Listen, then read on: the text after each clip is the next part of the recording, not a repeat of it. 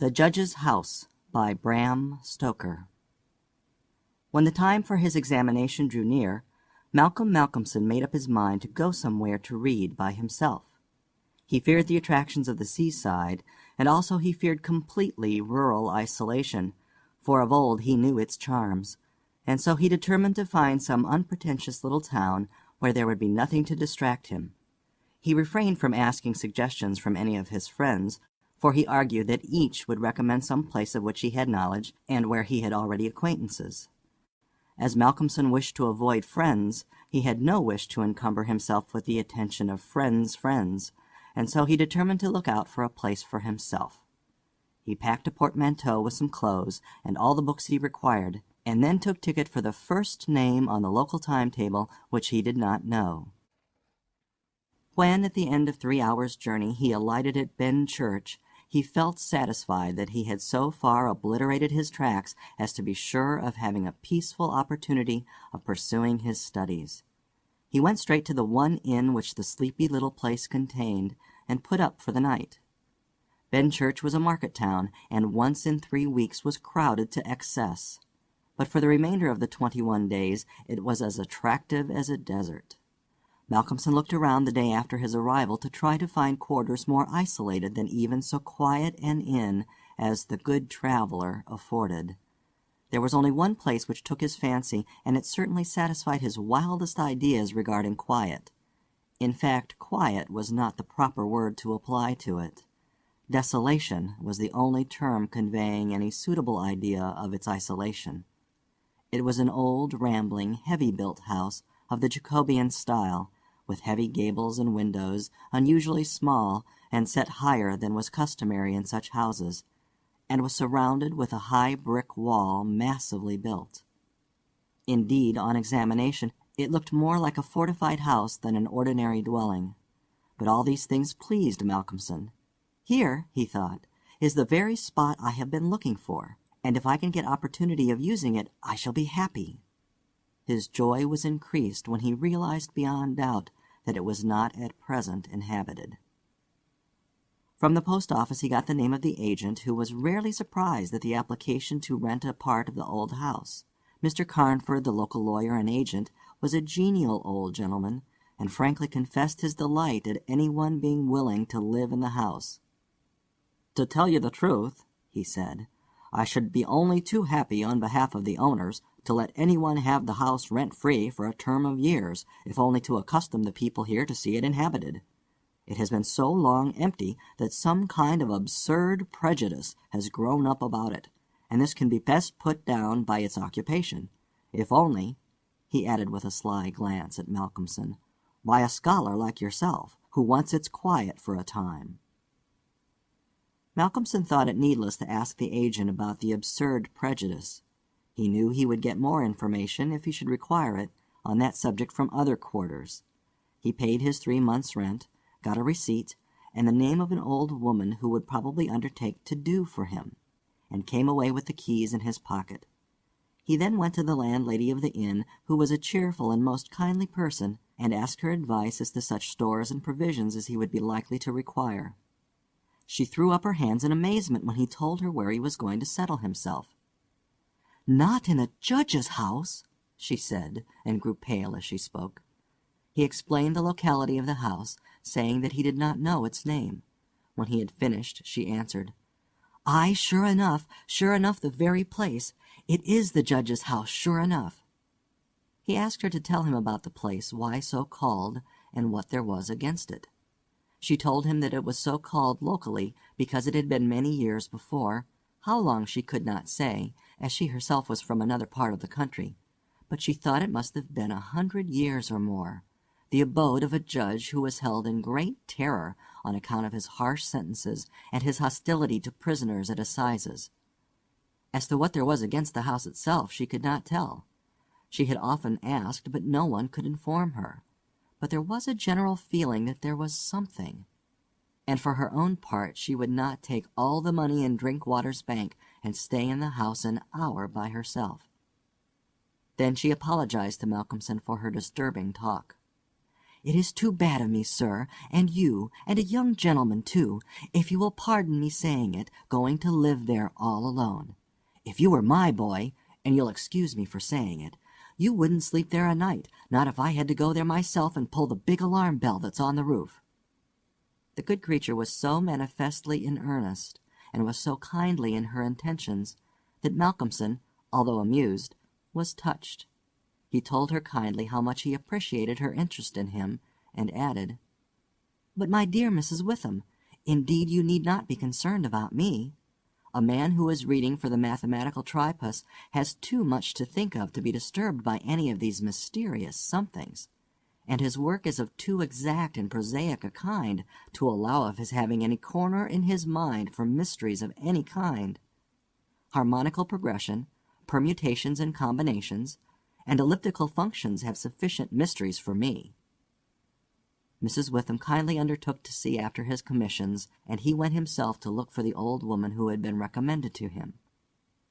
When he returned to the judge's house with her, after an interval of a couple of hours, he found Mrs. Witham herself waiting with several men and boys carrying parcels, and an upholsterer's man with a bed in a car, for, she said, though tables and chairs might be all very well, a bed that hadn't been aired for mayhap 50 years was not proper for young bones to lie on.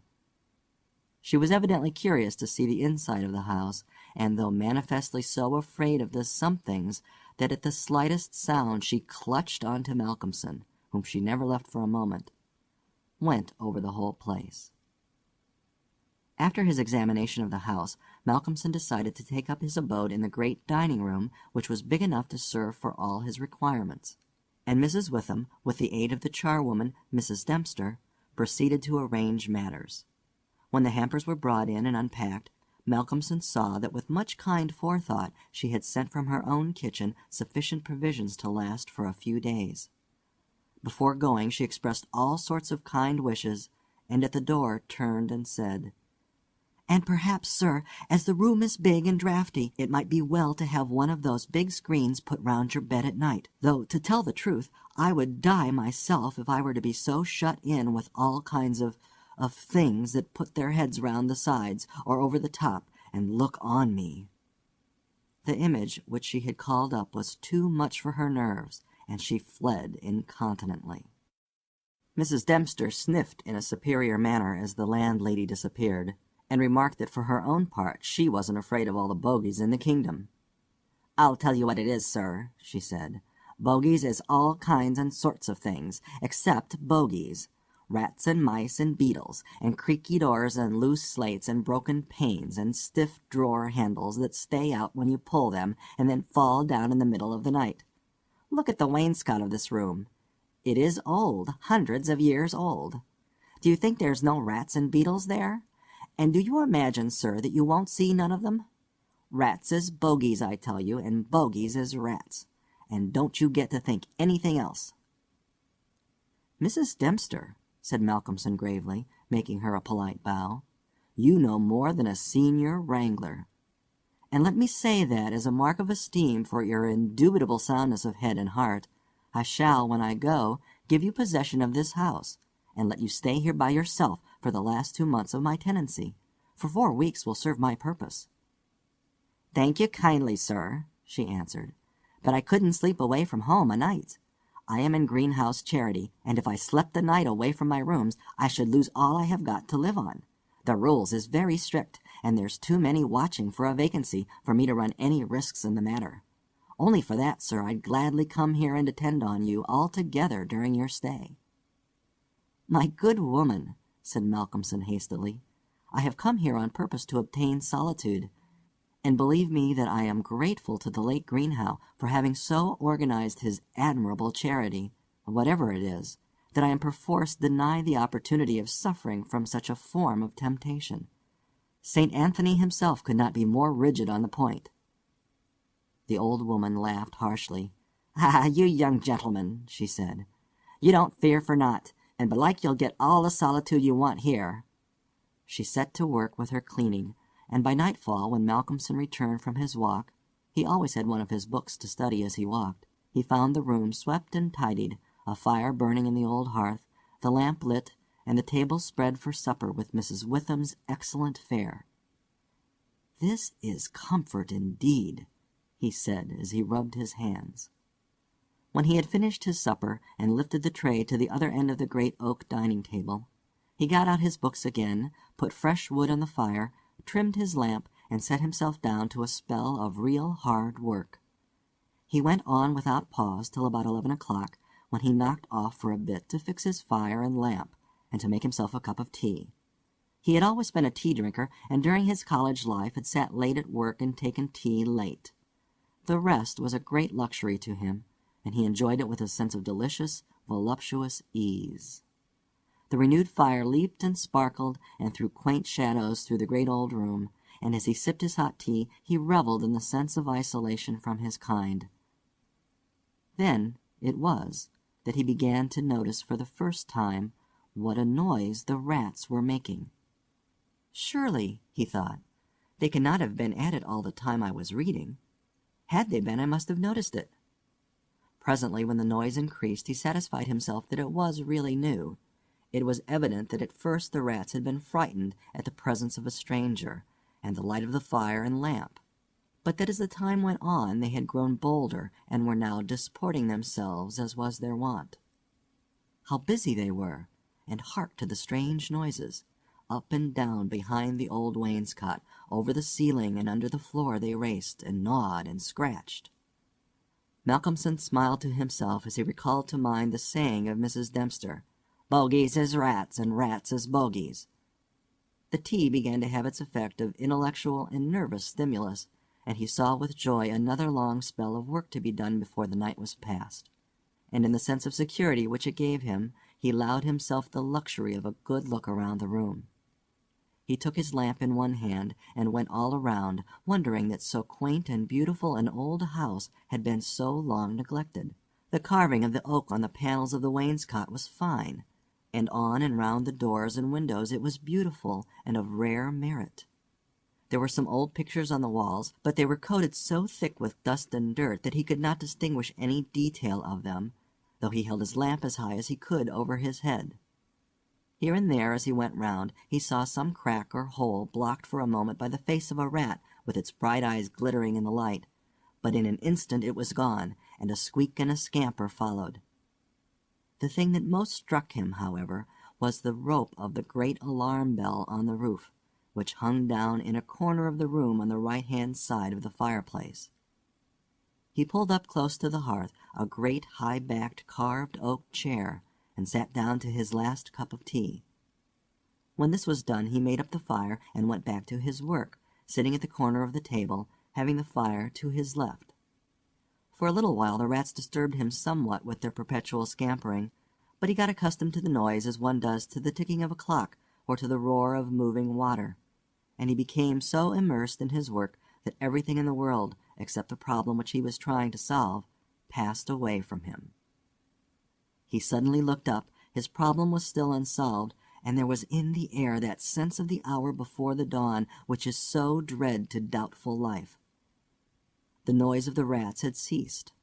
Indeed, it seemed to him that it must have ceased but lately, and that it was the sudden cessation which had disturbed him. The fire had fallen low, but still it threw out a deep red glow. As he looked, he started in spite of his sang-froid.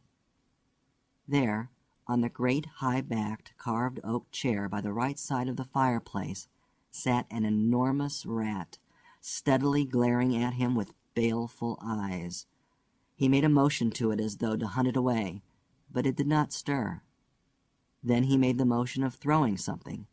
Still it did not stir, but showed its great white teeth angrily, and its cruel eyes shone in the lamplight with an added vindictiveness. Malcolmson felt amazed, and seizing the poker from the hearth, ran at it to kill it. Before, however, he could strike it, the rat, with a squeak that sounded like the concentration of hate, jumped upon the floor, and running up the rope of the alarm bell, disappeared in the darkness beyond the range of the green-shaded lamp. Instantly, strange to say, the noisy scampering of the rats in the wainscot began again.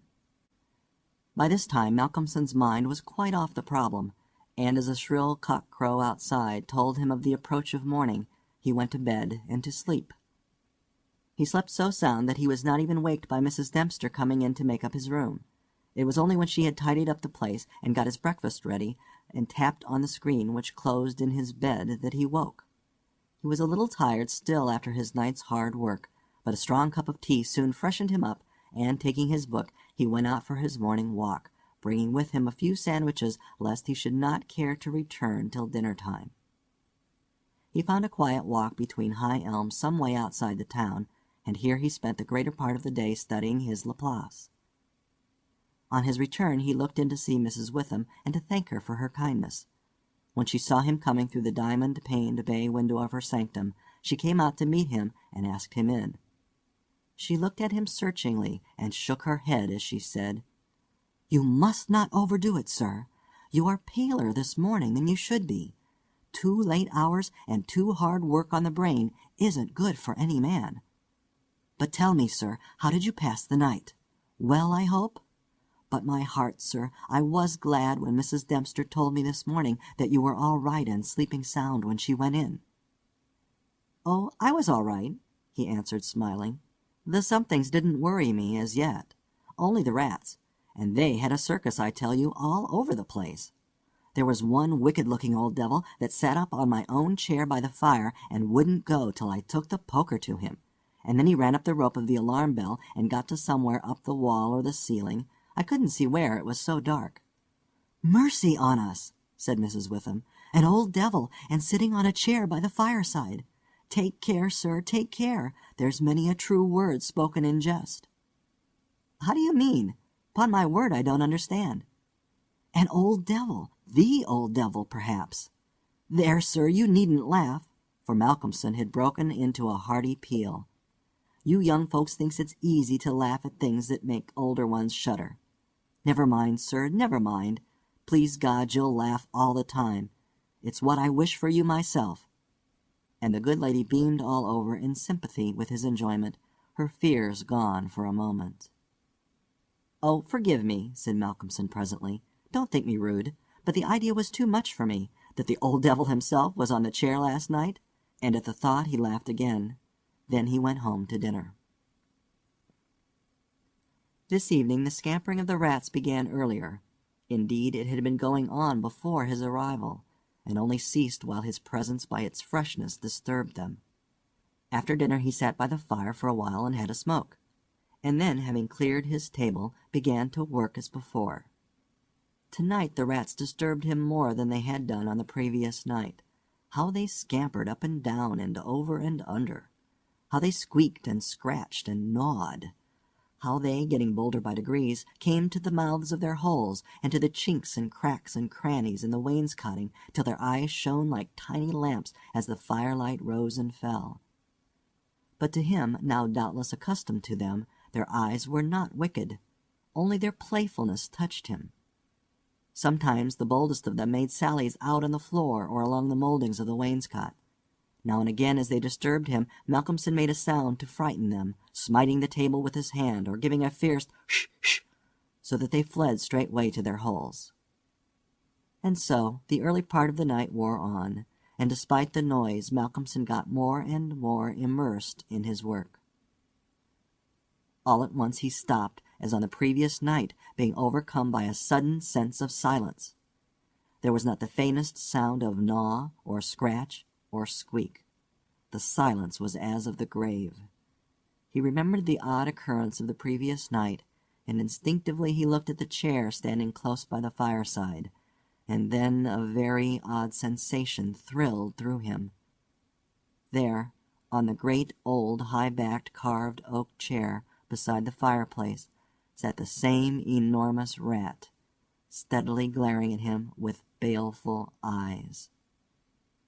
Instinctively he took the nearest thing to his hand, a book of logarithms, and flung it at it. The book was badly aimed, and the rat did not stir. So again the poker performance of the previous night was repeated, and again the rat, being closely pursued, fled up the rope of the alarm bell.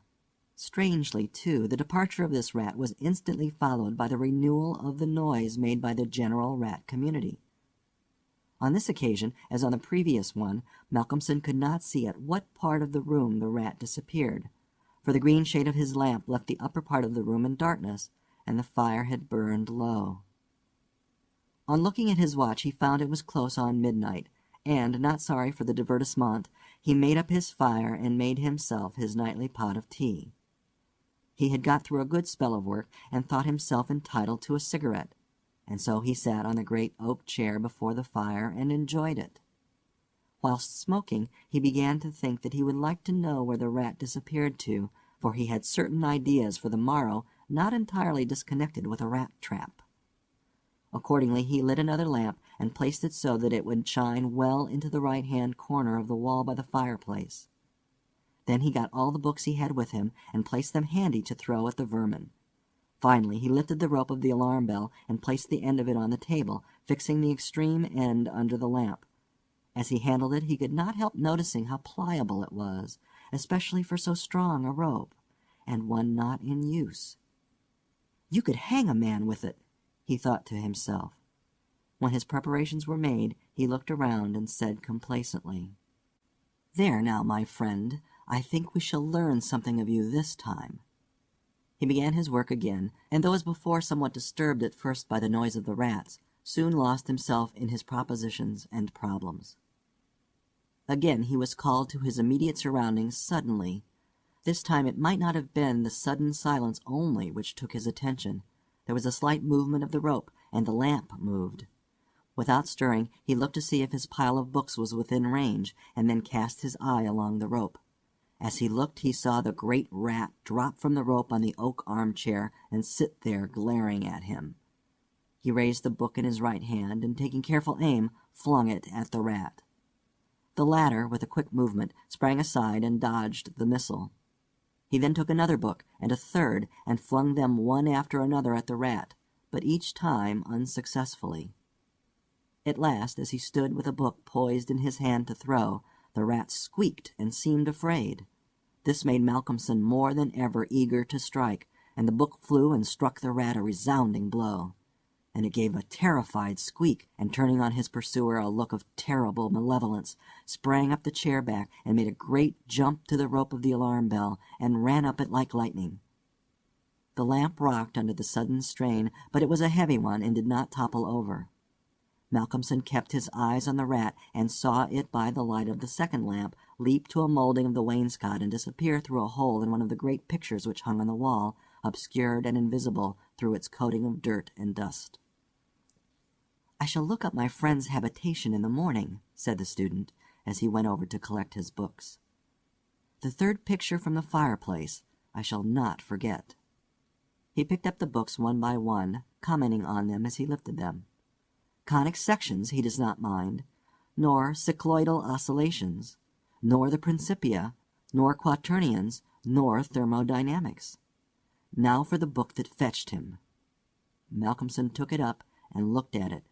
As he did so, he started, and a sudden pallor overspread his face. He looked round uneasily and shivered slightly as he murmured to himself, "The Bible my mother gave me. What an odd coincidence." He sat down to work again, and the rats in the wainscot renewed their gambols. They did not disturb him, however. Somehow their presence gave him a sense of companionship. But he could not attend to his work, and after striving to master the subject on which he was engaged, gave it up in despair, and went to bed as the first streak of dawn stole in through the eastern window. He slept heavily but uneasily, and dreamed much. And when Mrs. Dempster woke him late in the morning, he seemed ill at ease, and for a few minutes did not seem to realize exactly where he was. His first request rather surprised the servant. "Mrs. Dempster, when I am out today, I wish you would get the steps and dust or wash those pictures, especially that 1/3 from the fireplace. I want to see what they are." Late in the afternoon Malcolmson worked at his books in the shaded walk, and the cheerfulness of the previous day came back to him as the day wore on, and he found that his reading was progressing well. He had worked out to a satisfactory conclusion all the problems which had yet baffled him, and it was in a state of jubilation that he paid a visit to Mrs. Witham at the Good Traveller. He found a stranger in the cozy sitting-room with the landlady, who was introduced to him as Dr. Thornhill. She was not quite at ease, and this, combined with the doctor's plunging at once into a series of questions, made Malcolmson come to the conclusion that his presence was not an accident. So without preliminary he said, "Dr. Thornhill, I shall with pleasure answer you any question you may choose to ask me, if you will answer me one question first." The doctor seemed surprised, but he smiled and answered at once. "Done. What is it?" "Did Mrs. Witham ask you to come here and see me and advise me?" Dr. Thornhill for a moment was taken aback, and Mrs. Witham got fiery red and turned away. But the doctor was a frank and ready man, and he answered at once and openly. "She did, but she didn't intend you to know it. I suppose it was my clumsy haste that made you suspect. She told me that she did not like the idea of your being in that house all by yourself, and that she thought you took too much strong tea. In fact, she wants me to advise you, if possible, to give up the tea and the very late hours. I was a keen student in my time, so I suppose I may take the liberty of a college man, and, without offense, advise you not quite as a stranger." Malcolmson, with a bright smile, held out his hand. "Shake, as they say in America," he said. "I must thank you for your kindness, and Mrs. Witham too, and your kindness deserves a return on my part. I promise to take no more strong tea, no tea at all till you let me, and I shall go to bed tonight at 1 o'clock at the latest. Will that do?" "Capital," said the doctor.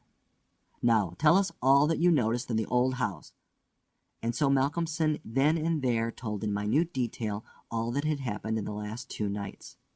He was interrupted every now and then by some exclamation from Mrs. Witham, till finally, when he told of the episode of the Bible, the landlady's pent-up emotions found vent in a shriek, and it was not till a stiff glass of brandy and water had been administered that she grew composed again. Dr. Thornhill listened with a face of growing gravity, and when the narrative was complete and Mrs. Witham had been restored, he asked, "The rat always went up the rope of the alarm bell?" "Always." "I suppose you know," said the doctor after a pause, "what the rope is?" "No." "It is," said the doctor slowly, "the very rope which the hangman used for all the victims of the judge's judicial rancor." Here he was interrupted by another scream from Mrs. Witham, and steps had to be taken for her recovery. Malcolmson, having looked at his watch and found that it was close to his dinner hour, had gone home before her complete recovery. When Mrs. Witham was herself again, she almost assailed the doctor with angry questions as to what he meant by putting such horrible ideas into the poor young man's mind.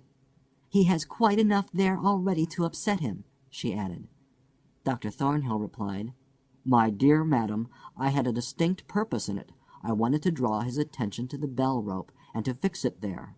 It may be that he is in a highly overwrought state, and has been studying too much, although I am bound to say that he seems as sound and healthy a young man, mentally and bodily, as ever I saw. But then the rats, and that suggestion of the devil." The doctor shook his head and went on.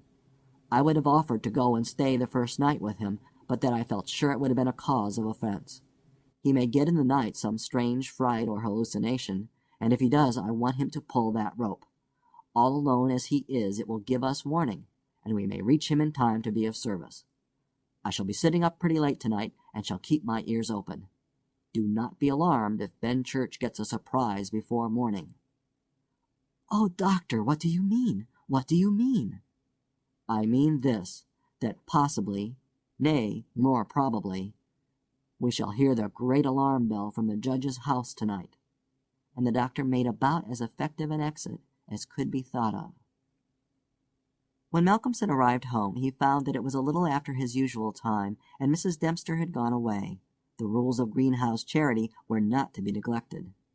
He was glad to see that the place was bright and tidy, with a cheerful fire and a well-trimmed lamp. The evening was colder than might have been expected in April, and a heavy wind was blowing with such rapidly increasing strength that there was every promise of a storm during the night.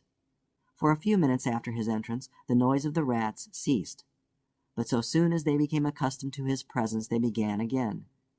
He was glad to hear them, for he felt once more the feeling of companionship in their noise, and his mind ran back to the strange fact that they only ceased to manifest themselves when that other, the great rat with the baleful eyes, came upon the scene.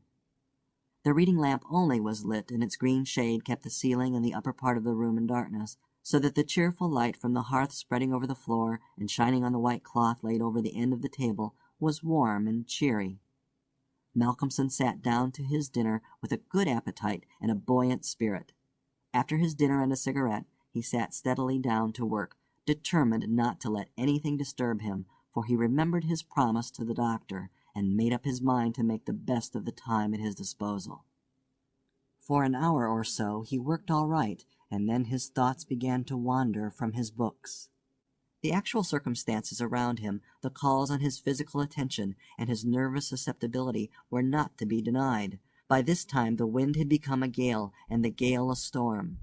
The old house, solid though it was, seemed to shake to its foundations, and the storm roared and raged through its many chimneys and its queer old gables, producing strange, unearthly sounds in the empty rooms and corridors. Even the great alarm bell on the roof must have felt the force of the wind, for the rope rose and fell slightly, as though the bell were moved a little from time to time, and the limber rope fell on the oak floor with a hard and hollow sound. As Malcolmson listened to it, he bethought himself of the doctor's words. "It is the rope which the hangman used for the victims of the judge's judicial rancor." And he went over to the turner of the fireplace and took it in his hand to look at it. There seemed a sort of deadly interest in it, and as he stood there he lost himself for a moment in speculation as to who these victims were, and the grim wish of the judge to have such a ghastly relic ever under his eyes.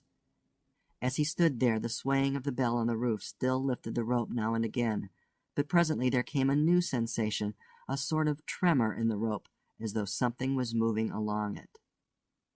Looking up instinctively, Malcolmson saw the great rat coming slowly down towards him, glaring at him steadily. He dropped the rope and started back with a muttered curse, and the rat, turning, ran up the rope again and disappeared, and at the same instant Malcolmson became conscious that the noise of the rats, which had ceased for a while, began again. All this set him thinking, and it occurred to him that he had not investigated the lair of the rat or looked at the pictures as he had intended. He lit the other lamp without the shade, and, holding it up, went and stood opposite the third picture from the fireplace on the right-hand side, where he had seen the rat disappear on the previous night. At the first glance he started back so suddenly that he almost dropped the lamp, and a deadly pallor overspread his face. His knees shook, and heavy drops of sweat came on his forehead, and he trembled like an aspen. But he was young and plucky, and pulled himself together, and after the pause of a few seconds, stepped forward again, raised the lamp, and examined the picture which had been dusted and washed, and now stood out clearly. It was of a judge, dressed in his robes of scarlet and ermine.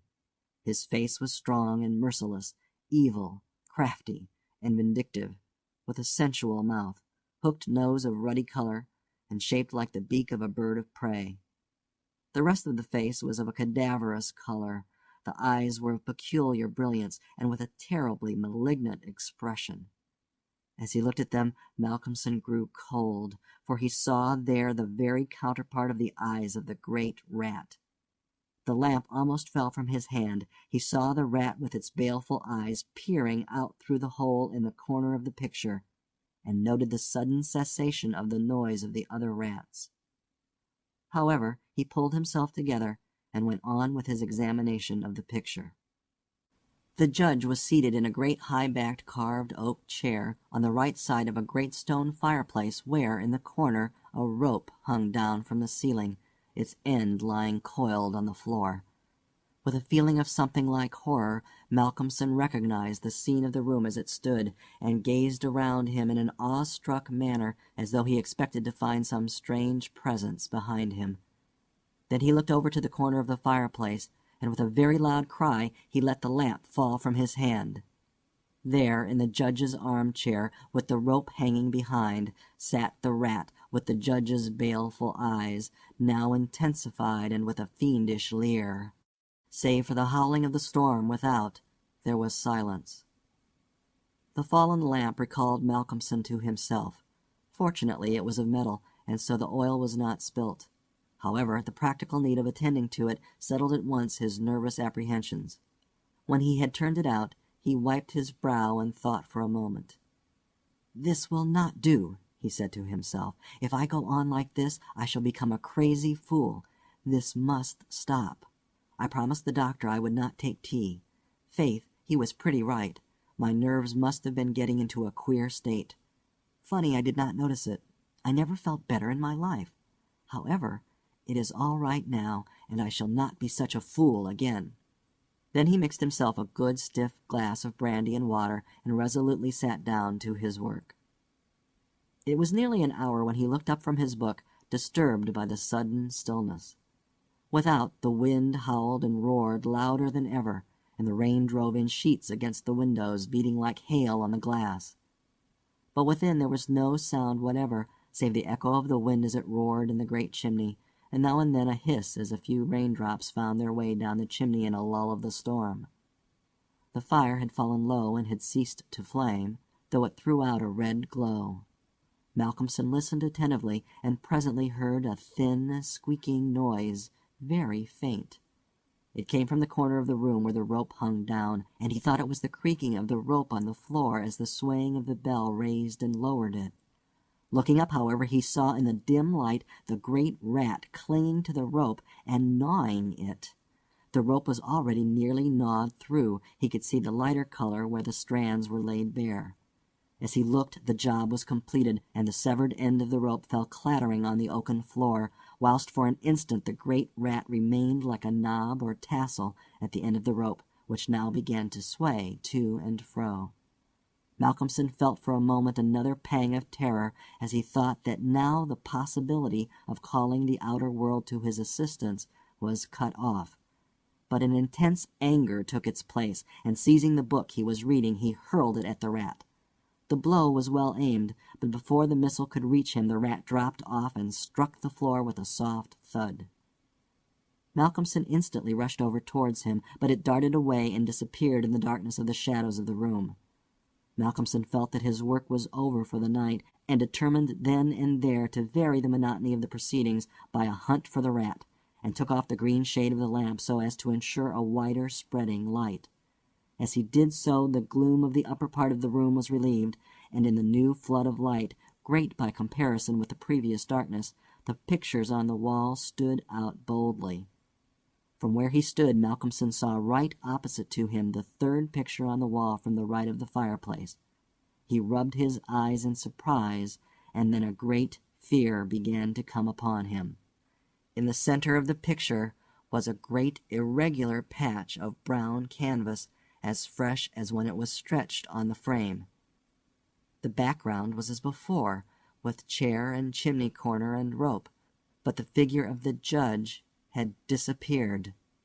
Malcolmson, almost in a chill of horror, turned slowly round, and then he began to shake and tremble like a man in a palsy. His strength seemed to have left him, and he was incapable of action or movement, hardly even of thought. He could only see and hear. There, on the great high-backed carved oak chair, sat the judge in his robes of scarlet and ermine, with his baleful eyes glaring vindictively, and a smile of triumph on the resolute, cruel mouth, as he lifted with his hands a black cap. Malcolmson felt as if the blood was running from his heart, as one does in moments of prolonged suspense. There was a singing in his ears. Without, he could hear the roar and howl of the tempest, and through it, swept on the storm, came the striking of midnight by the great chimes in the market-place. He stood for a space of time that seemed to him endless, still as a statue, and with wide-open, horror-struck eyes, breathless. As the clock struck, so the smile of triumph on the judge's face intensified, and at the last stroke of midnight he placed the black cap on his head. Slowly and deliberately the judge rose from his chair and picked up the piece of the rope of the alarm bell which lay on the floor, drew it through his hands as if he enjoyed its touch, and then deliberately began to knot one end of it, fashioning it into a noose. This he tightened and tested with his foot, pulling hard at it till he was satisfied, and then making a running noose of it, which he held in his hand. Then he began to move along the table on the opposite side to Malcolmson, keeping his eyes on him until he had passed him, when with a quick movement he stood in front of the door. Malcolmson then began to feel that he was trapped, and tried to think of what he should do. There was some fascination in the judge's eyes which he never took off him, and he had perforce to look. He saw the judge approach, still keeping between him and the door, and raise the noose and throw it towards him as if to entangle him. With a great effort he made a quick movement to one side and saw the rope fall beside him, and heard it strike the oaken floor. Again the judge raised the noose and tried to ensnare him, ever keeping his baleful eyes fixed on him, and each time by a mighty effort the student just managed to evade it. So this went on for many times, the judge seeming never discouraged nor discomposed at failure, but playing as a cat does with a mouse. At last, in despair, which had reached its climax, Malcolmson cast a quick glance round him. The lamp seemed to have blazed up, and there was a fairly good light in the room. At the many rat-holes and in the chinks and crannies of the wainscot he saw the rat's eyes, and this aspect, that was purely physical, gave him a gleam of comfort. He looked around and saw that the rope of the great alarm bell was laden with rats. Every inch of it was covered with them, and more were pouring through the small circular hole in the ceiling whence it emerged, so that with their weight the bell was beginning to sway. Hark! It had swayed till the clapper had touched the bell. The sound was but a tiny one, but the bell was only beginning to sway, and it would increase. At the sound the judge, who had been keeping his eyes fixed on Malcolmson, looked up, and a scowl of diabolical anger overspread his face. His eyes fairly glowed like hot coals, and he stamped his foot with a sound that seemed to make the house shake. A dreadful peal of thunder broke overhead as he raised the rope again, whilst the rats kept running up and down the rope as though working against time. This time, instead of throwing it, he drew close to his victim and held open the noose as he approached. As he came closer there seemed something paralyzing in his very presence, and Malcolmson stood rigid as a corpse. He felt the judge's icy fingers touch his throat as he adjusted the rope. The noose tightened. Then the judge, taking the rigid form of the student in his arms, carried him over and placed him standing in the oak chair, and stepped up beside him, put his hand up and caught the end of the swaying rope of the alarm bell. As he raised his hand the rats fled squeaking and disappeared through the hole in the ceiling. Taking the end of the noose which was round Malcolmson's neck, he tied it to the hanging bell rope, and then descending pulled away the chair. When the alarm bell of the judge's house began to sound, a crowd soon assembled. Lights and torches of various kinds appeared, and soon a silent crowd was hurrying to the spot. They knocked loudly at the door, but there was no reply. Then they burst in the door and poured into the great dining room, the doctor at the head. There, at the end of the rope of the great alarm bell, hung the body of the student, and on the face of the judge in the picture was a malignant smile. The Empty House by Algernon Blackwood. Certain houses, like certain persons, manage somehow to proclaim at once their character for evil. In the case of the latter, no particular feature need betray them. They may boast an open countenance and an ingenuous smile, and yet a little of their company leaves the unalterable conviction that there is something radically amiss with their being, that they are evil. Willy-nilly they seem to communicate an atmosphere of secret and wicked thoughts, which makes those in their immediate neighborhood shrink from them as from a thing diseased. And perhaps with houses the same principle is operative, and it is the aroma of evil deeds committed under a particular roof, long after the actual doers have passed away, that makes the goose-flesh come and the hair rise. Something of the original passion of the evildoer, and of the horror felt by his victim, enters the heart of the innocent watcher, and he becomes suddenly conscious of tingling nerves, creeping skin, and a chilling of the blood. he is terror-stricken without apparent cause. There was manifestly nothing in the external appearance of this particular house to bear out the tales of the horror that was said to reign within. It was neither lonely nor unkempt. It stood crowded into a corner of the square, and looked exactly like the other houses on either side of it. It had the same number of windows as its neighbors, the same balcony overlooking the gardens, the same white steps leading up to the heavy black front door, and in the rear there was the same narrow strip of green, with neat box borders running up to the wall that divided it from the backs of the adjoining houses. Apparently, too, the number of chimney pots on the roof was the same, the breadth and angle of the eaves, and even the height of the dirty area railings. And yet this house in the square, that seemed precisely similar to its 50 ugly neighbors, was as a matter of fact entirely different, horribly different. Wherein lay this marked invisible difference is impossible to say.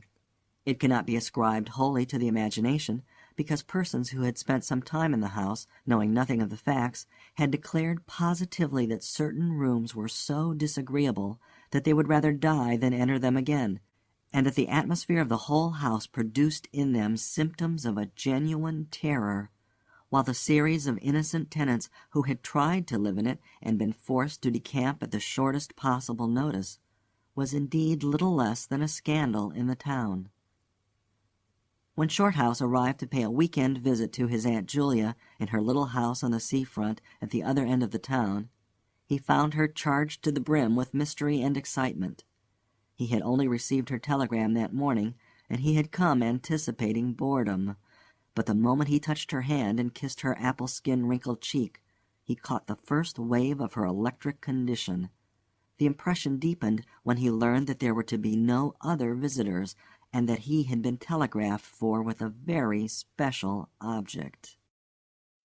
Something was in the wind, and the something would doubtless bear fruit, for this elderly spinster aunt, with a mania for psychical research, had brains as well as willpower, and by hook or by crook she usually managed to accomplish her ends.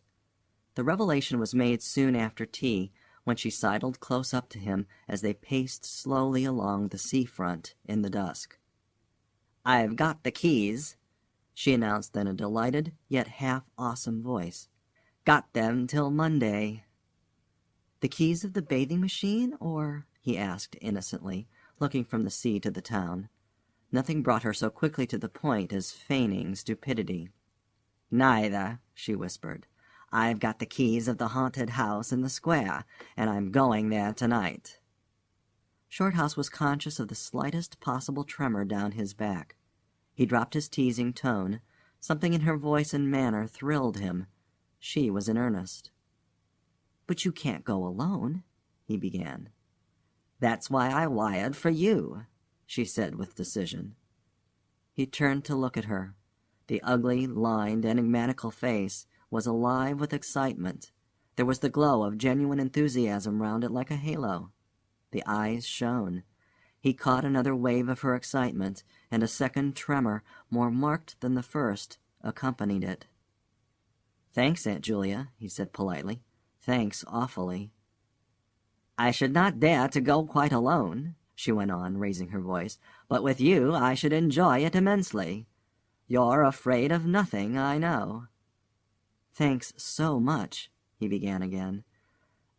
Is anything likely to happen?" "A great deal has happened," she whispered, "though it's been most cleverly hushed up. 3 tenants have come and gone in the last few months, and the house is said to be empty for good now." In spite of himself, Shorthouse became interested. His aunt was so very much in earnest. "The house is very old indeed," she went on, "and the story, an unpleasant one, dates a long way back. It has to do with a murder committed by a jealous stableman who had some affair with a servant in the house. One night he managed to secrete himself in the cellar, and when everyone was asleep, he crept upstairs to the servants' quarters, chased the girl down to the next landing, and before anyone could come to the rescue, threw her bodily over the banisters into the hall below." "And the stableman?" "Was caught, I believe, and hanged for murder, but it all happened a century ago, and I've not been able to get more details of the story." Shorthouse now felt his interest thoroughly aroused, but though he was not particularly nervous for himself, he hesitated a little on his aunt's account. "On one condition," he said at length. "Nothing will prevent my going," she said firmly, "but I may as well hear your condition." "That you guarantee your power of self-control if anything really horrible happens. I mean, that you are sure you won't get too frightened." "Jim," she said scornfully, "I'm not young, I know, nor are my nerves, but with you I should be afraid of nothing in the world." This, of course, settled it, for Shorthouse had no pretensions to being other than a very ordinary young man, and an appeal to his vanity was irresistible. He agreed to go.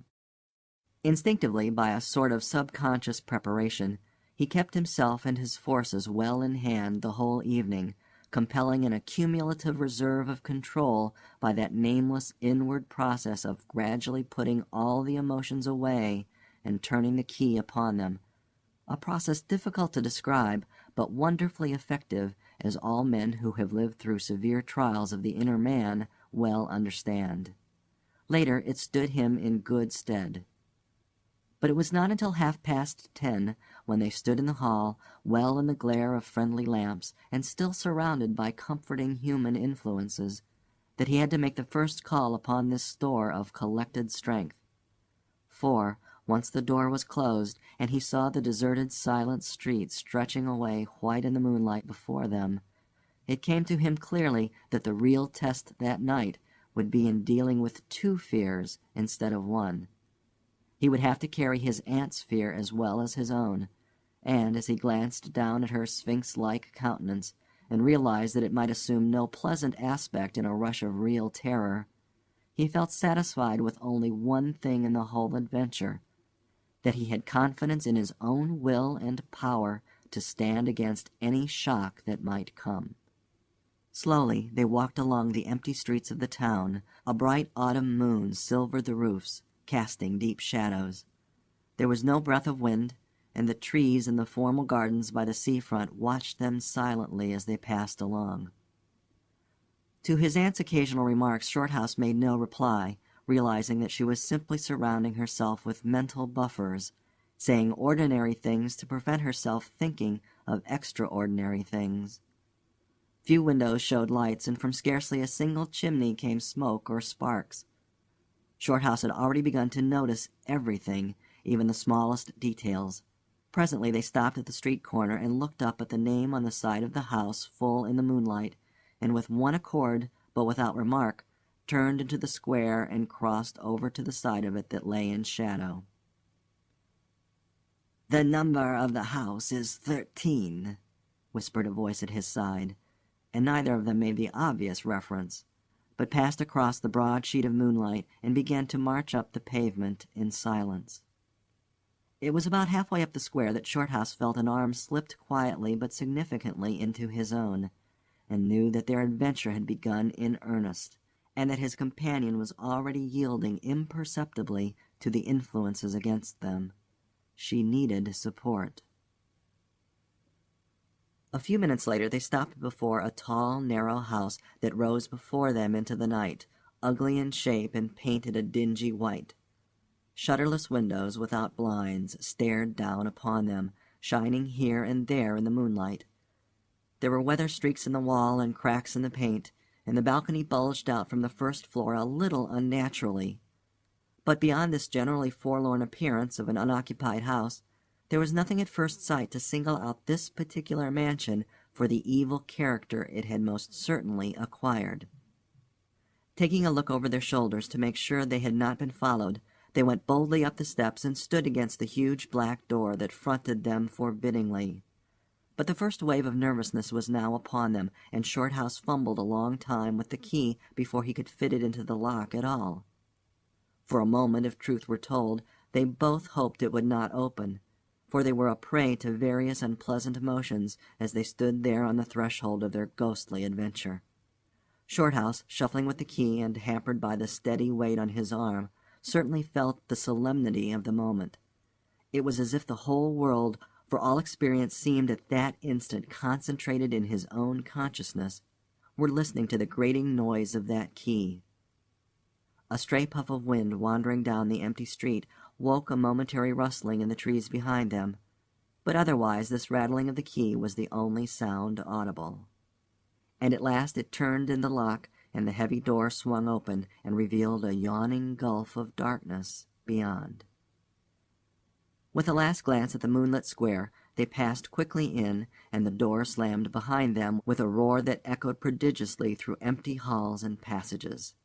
But instantly, with the echoes, another sound made itself heard, and Aunt Julia leaned suddenly so heavily upon him that he had to take a step backwards to save himself from falling. A man had coughed close beside them, so close that it seemed they must have been actually by his side in the darkness. With the possibility of practical jokes in mind, Shorthouse at once swung his heavy stick in the direction of the sound, but it met nothing more solid than air. He heard his aunt give a little gasp beside him. "There's someone here," she whispered. "I heard him." "Be quiet," he said sternly. "It was nothing but the noise of the front door." "Oh, get a light, quick," she added, as her nephew, fumbling with a box of matches, opened it upside down and let them all fall with a rattle onto the stone floor. The sound, however, was not repeated, and there was no evidence of retreating footsteps. In another minute they had a candle burning, using an empty end of a cigar case as a holder, and when the first flare had died down, he held the impromptu lamp aloft and surveyed the scene. And it was dreary enough in all conscience, for there is nothing more desolate in all the abodes of men than an unfurnished house dimly lit, silent, and forsaken, and yet tenanted by rumor with the memories of evil and violent histories. They were standing in a wide hallway.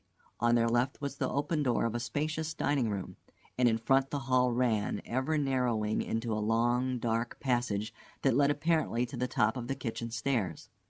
The broad, uncarpeted staircase rose in a sweep before them, everywhere draped in shadows, except for a single spot about halfway up, where the moonlight came in through the window and fell on a bright patch on the boards. This shaft of light shed a faint radiance above and below it, lending to the objects within its reach a misty outline that was infinitely more suggestive and ghostly than complete darkness. Filtered moonlight always seems to paint faces on the surrounding gloom, and as Shorthouse peered up into the well of darkness and thought of the countless empty rooms and passages in the upper part of the old house, he caught himself longing again for the safety of the moonlit square, or the cozy, bright drawing-room they had left an hour before. Then, realizing that these thoughts were dangerous, he thrust them away again and summoned all his energy for concentration on the present. "Aunt Julia," he said aloud severely, "we must now go through the house from top to bottom and make a thorough search." The echoes of his voice died away slowly all over the building, and in the intense silence that followed he turned to look at her. In the candlelight he saw that her face was already ghastly pale, but she dropped his arm for a moment and said in a whisper, stepping close in front of him, "I agree. We must be sure there's no one hiding. That's the first thing." She spoke with evident effort, and he looked at her with admiration. "You feel quite sure of yourself? It's not too late." "I think so," she whispered, her eyes shifting nervously toward the shadows behind. "Quite sure.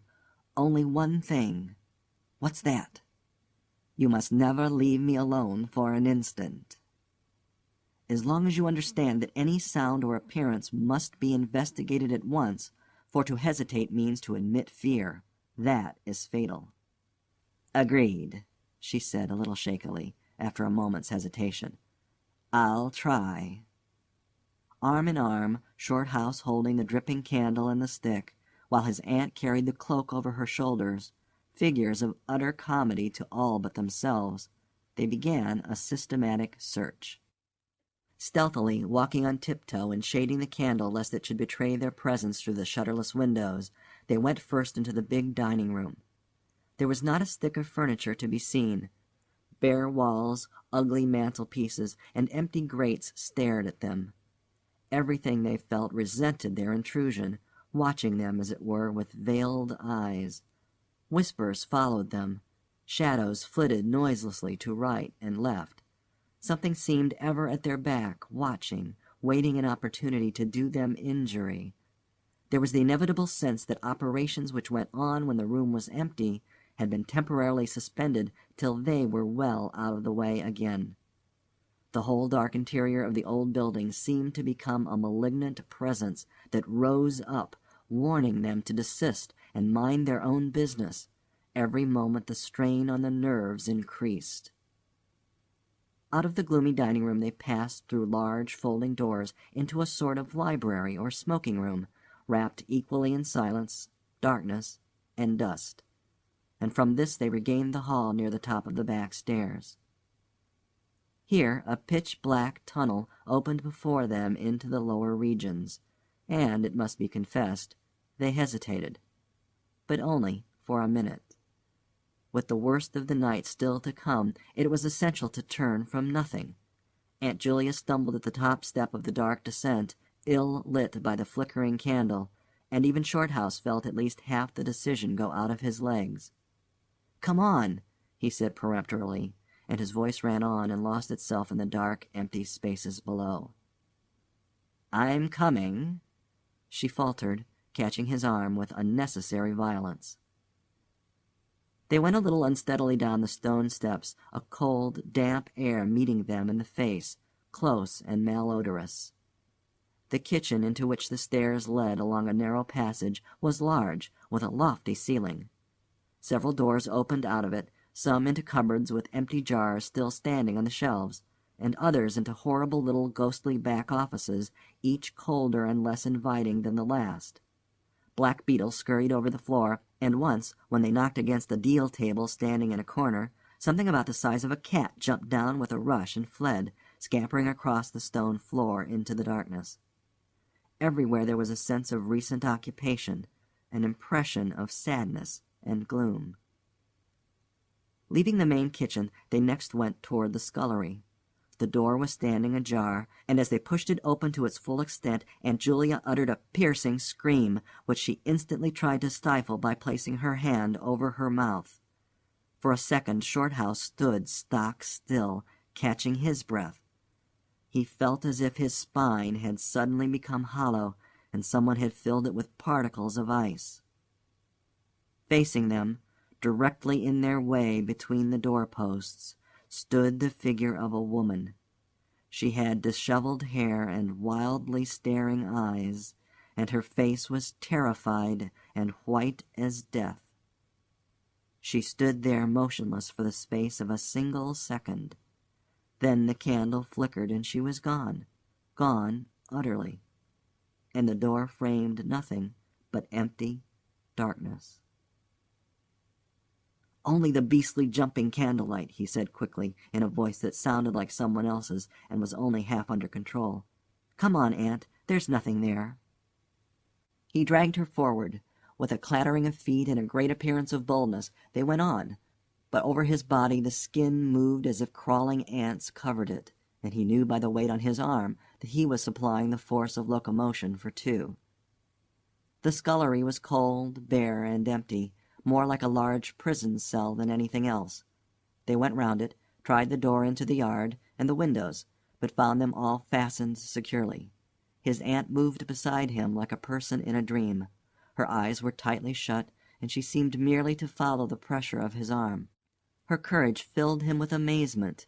At the same time he noticed that a certain odd change had come over her face, a change which somehow evaded his power of analysis.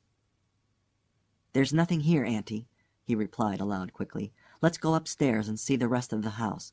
Then we'll choose a room to wait up in." She followed him obediently, keeping close to his side, and they locked the kitchen door behind them. It was a relief to get up again. In the hall there was more light than before, for the moon had traveled a little further down the stairs. Cautiously they began to go up into the dark vault of the upper house, the boards creaking under their weight.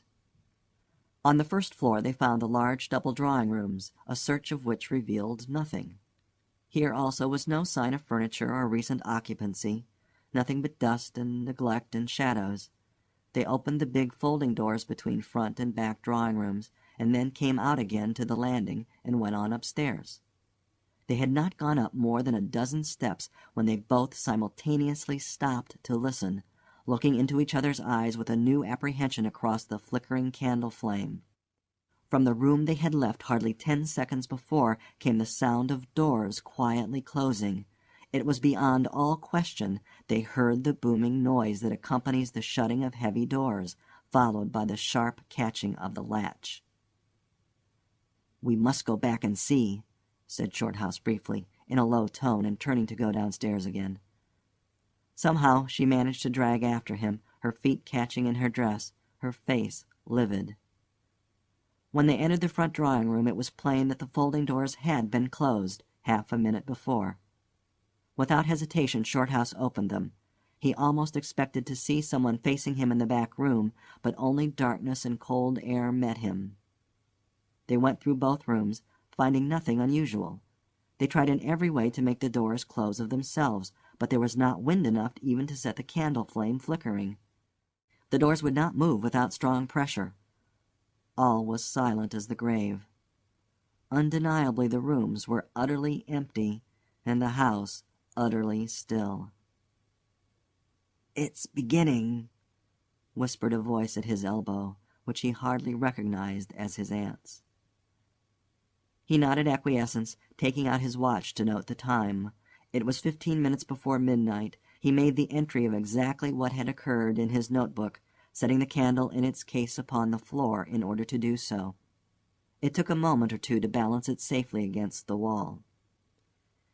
Aunt Julia always declared that at this moment she was not actually watching him, but had turned her head towards the inner room, where she fancied she heard something moving. But at any rate both positively agreed that there came a sound of rushing feet, heavy and very swift, and the next instant the candle was out. But to Shorthouse himself had come more than this, and he has always thanked his fortunate stars that it came to him alone, and not to his aunt, too. For, as he rose from the stooping position of balancing the candle, and before it was actually extinguished, a face thrust itself forward so close to his own that he could almost have touched it with his lips. It was a face working with passion, a man's face, dark, with thick features, and angry, savage eyes. It belonged to a common man, and it was evil in its ordinary, normal expression, no doubt, but as he saw it, alive with intense, aggressive emotion, it was a malignant and terrible human countenance. There was no movement of the air, nothing but the sound of rushing feet, stockinged or muffled feet, the apparition of the face, and the almost simultaneous extinguishing of the candle. In spite of himself, Shorthouse uttered a little cry, nearly losing his balance as his aunt clung to him with her whole weight in one moment of real, uncontrollable terror. She made no sound, but simply seized him bodily. Fortunately, however, she had seen nothing, but had only heard the rushing feet, for her control returned almost at once, and he was able to disentangle himself and strike a match. The shadows ran away on all sides before the glare, and his aunt stooped down and groped for the cigar case with the precious candle. Then they discovered that the candle had not been blown out at all. It had been crushed out. The wick was pressed down into the wax, which was flattened as if by some smooth, heavy instrument. How his companion so quickly overcame her terror, Shorthouse never properly understood. But his admiration for her self-control increased tenfold, and at the same time served to feed his own dying flame, for which he was undeniably grateful. Equally inexplicable to him was the evidence of physical force they had just witnessed. He at once suppressed the memory of stories he had heard of physical mediums and their dangerous phenomena, for if these were true, and either his aunt or himself was unwittingly a physical medium, it meant that they were simply aiding to focus the forces of a haunted house already charged to the brim. It was like walking with unprotected lamps among uncovered stores of gunpowder. So, with as little reflection as possible, He simply relit the candle and went up to the next floor. The arm in his trembled, it is true, and his own tread was often uncertain, but they went on with thoroughness, and after a search revealing nothing, they climbed the last flight of stairs to the top floor of all. Here they found a perfect nest of small servants' rooms, with broken pieces of furniture, dirty cane-bottomed chairs, chests of drawers, cracked mirrors, and decrepit bedsteads. The rooms had low sloping ceilings already hung here and there with cobwebs, small windows, and badly plastered walls, a depressing and dismal region which they were glad to leave behind. It was on the stroke of midnight when they entered a small room on the third floor, close to the top of the stairs, and arranged to make themselves comfortable for the remainder of their adventure. It was absolutely bare, and was said to be the room, then used as a clothes closet, into which the infuriated groom had chased his victim and finally caught her. Outside, across the narrow landing, began the stairs leading up to the floor above, and the servants' quarters where they had just searched. In spite of the chilliness of the night, there was something in the air of this room that cried for an open window. But there was more than this. Shorthouse could only describe it by saying that he felt less master of himself here than in any other part of the house. There was something that acted directly on the nerves, tiring the resolution, and feebling the will. He was conscious of this result before he had been in the room 5 minutes, and it was in the short time they stayed there that he suffered the wholesale depletion of his vital forces, which was for himself the chief horror of the whole experience. They put the candle on the floor of the cupboard, leaving the door a few inches ajar, so that there was no glare to confuse the eyes, and no shadow to shift about on walls and ceiling. Then they spread the cloak on the floor and sat down to wait, with their backs against the wall. Shorthouse was within 2 feet of the door onto the landing. His position commanded a good view of the main staircase leading down into the darkness, and also of the beginning of the servants' stairs going to the floor above. The heavy stick lay beside him within easy reach. The moon was now high above the house. Through the open window they could see the comforting stars like friendly eyes watching in the sky. One by one the clocks of the town struck midnight, and when the sounds died away the deep silence of a windless night fell again over everything.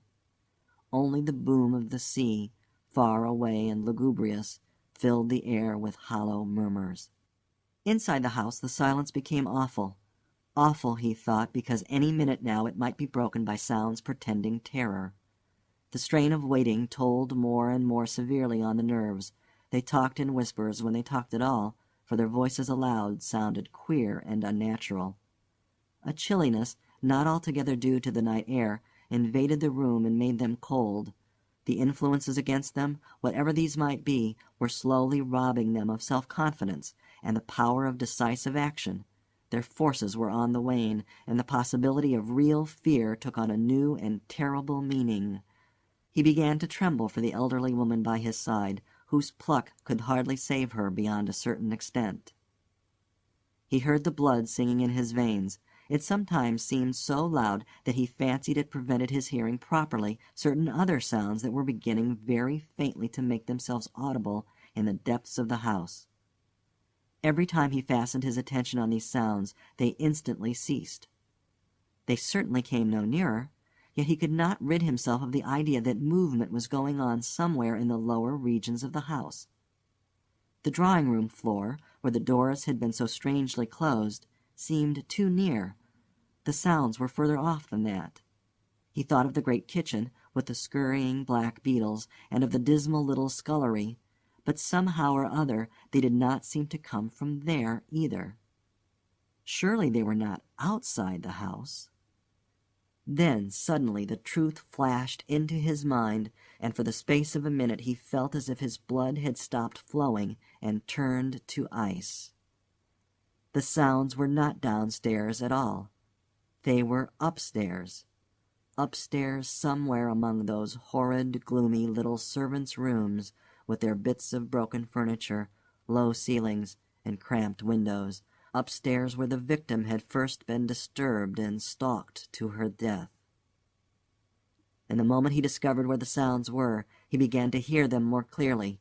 It was the sound of feet, moving stealthily along the passage overhead, in and out among the rooms, and past the furniture. He turned quickly to steal a glance at the motionless figure seated beside him, to note whether she had shared his discovery. The faint candlelight coming through the crack in the cupboard door threw her strongly marked face into vivid relief against the white of the wall. But it was something else that made him catch his breath and stare again. An extraordinary something had come into her face and seemed to spread over her features like a mask. It smoothed out the deep lines and drew the skin everywhere a little tighter so that the wrinkles disappeared.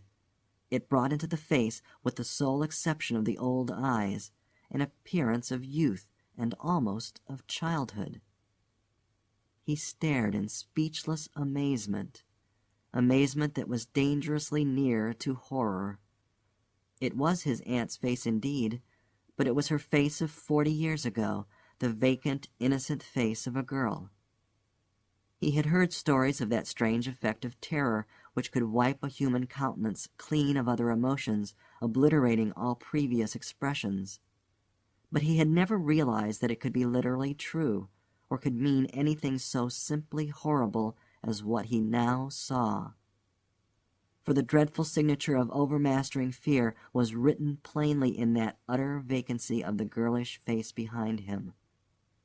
And when, feeling his intense gaze, she turned to look at him, he instinctively closed his eyes tightly to shut out the sight. Yet when he turned a minute later, his feelings well in hand, he saw to his intense relief another expression. His aunt was smiling, and though the face was deathly white, the awful veil had lifted and the normal look was returning. "Anything wrong?" was all he could think of to say at the moment, and the answer was eloquent, coming from such a woman. "I felt cold and a little frightened," she whispered. He offered to close the window, but she seized hold of him and begged him not to leave her side even for an instant. "It's upstairs, I know," she whispered with an odd half-laugh, "but I can't possibly go up." But Shorthouse thought otherwise, knowing that in action lay their best hope of self-control. He took the brandy flask and poured out a glass of neat spirit, stiff enough to help anybody over anything. She swallowed it with a little shiver. His only idea now was to get out of the house before her collapse became inevitable, but this could not safely be done by turning tail and running from the enemy. Inaction was no longer possible. Every minute he was growing less master of himself, and desperate, aggressive measures were imperative without further delay. Moreover, the action must be taken towards the enemy, not away from it. The climax, if necessary and unavoidable, would have to be faced boldly. He could do it now, but in 10 minutes he might not have the force left to act for himself, much less for both. Upstairs the sounds were meanwhile becoming louder and closer, accompanied by occasional creaking of the boards. Someone was moving stealthily about, stumbling now and then awkwardly against the furniture. Waiting a few moments to allow the tremendous dose of spirits to produce its effect, and knowing this would last but a short time under the circumstances, Shorthouse then quietly got on his feet, saying in a determined voice, "Now, Aunt Julia, we'll go upstairs and find out what all this noise is about. You must come too. It's what we agreed." He picked up his stick and went to the cupboard for the candle. A limp form rose shakily beside him, breathing hard, and he heard a voice say very faintly something about being ready to come. The woman's courage amazed him. It was so much greater than his own, and as they advanced, holding aloft the dripping candle, some subtle force exhaled from this trembling, white-faced old woman at his side that was the true source of his inspiration. It held something really great that shamed him and gave him the support without which he would have proved far less equal to the occasion. They crossed the dark landing, avoiding with their eyes the deep black space over the banisters. Then they began to mount the narrow staircase to meet the sounds which minute by minute grew louder and nearer. About halfway up the stairs Aunt Julia stumbled, and Shorthouse turned to catch her by the arm. and just at that moment there came a terrific crash in the servants' corridor overhead. It was immediately followed by a shrill, agonized scream that was a cry of terror and a cry for help melted into one. Before they could move aside or go down a single step, someone came rushing along the passage overhead, blundering horribly, racing madly, at full speed, 3 steps at a time, down the very staircase where they stood. The steps were light and uncertain, but close behind them sounded the heavier tread of another person, and the staircase seemed to shake. Shorthouse and his companion had just time to flatten themselves against the wall when the jumble of flying steps was upon them, and 2 persons, with the slightest possible interval between them, dashed past at full speed. It was a perfect whirlwind of sound breaking in upon the midnight silence of the empty building. The 2 runners, pursuer and pursued, had passed clean through them where they stood, and already with a thud of the boards below had received first one, then the other. Yet they had seen absolutely nothing, not a hand or arm or face, or even a shred of flying clothing. There came a second's pause. Then the first one, the lighter of the 2, obviously the pursued one, ran with uncertain footsteps into the little room which Shorthouse and his aunt had just left. The heavier one followed. There was a sound of scuffling, gasping, and smothered screaming, and then out onto the landing came the step of a single person treading weightily. A dead silence followed for the space of half a minute, and then was heard a rushing sound through the air. It was followed by a dull, crashing thud in the depths of the house below, on the stone floor of the hall. Utter silence reigned after. Nothing moved. The flame of the candle was steady. It had been steady the whole time, and the air had been undisturbed by any movement whatsoever. Palsied with terror, Aunt Julia, without waiting for her companion, began fumbling her way downstairs. She was crying gently to herself, and when Shorthouse put his arm around her and half carried her, he felt that she was trembling like a leaf. He went into the little room and picked up the cloak from the floor, and, arm in arm, walking very slowly, without speaking a word or looking once behind them, they marched down the 3 flights into the hall. In the hall they saw nothing, but the whole way down the stairs they were conscious that someone was following them, step by step. When they went faster, it was left behind, and when they went more slowly, it caught them up. But never once did they look behind to see, and at each turning of the staircase they lowered their eyes for fear of the following horror they might see upon the stairs above. With trembling hands, Shorthouse opened the front door, and they walked out into the moonlight and drew a deep breath of the cool night air blowing in from the sea.